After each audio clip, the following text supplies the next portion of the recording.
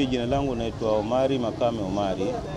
Mimi ni mzaliwa wa hapa Tanga, ila kwetu ni Gombero, Bonde. Ila nimekuja hapa hospitalini kwa ajili ya huduma ya mdogo wangu amelazwa.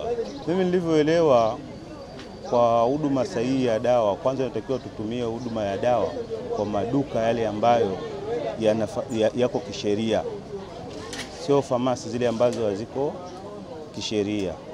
Alafu nilivyoelewa, kutumia dawa kutwa mara 3 ni kutumia dawa kwa kila baada masaa 8 unabidi utumie dawa, na kutumia dawa ukiambiwa kwamba utumie kutwa mara 2 ni kila baada masaa 12 utumie dawa.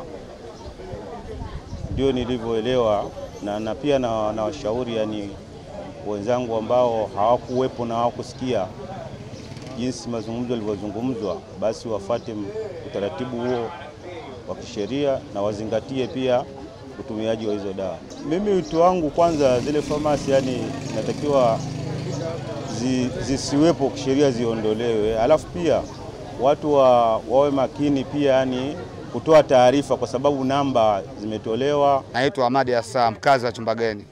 Kuhusu mambo ya dawa, ninavyoona mimi sahihi, mtu kwanza aende hospitali ili apime, angalie kinachomzuru ni kitu gani.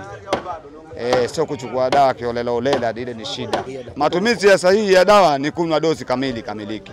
Lakini wengine waweza kunywa tembe 1 au 2 wakapata nafuu, akajiona kashapona, akaona haina shida tena kutumia tena dawa, kwa sababu kuna wengine dawa hawazipendi, uzawakera. Naona uhamasishaji wangu, naomba sisi wananchi tutumie dawa halisi inavyotakikana, tutumie dozi zetu ikamilike, dozi iwe sahihi kabisa.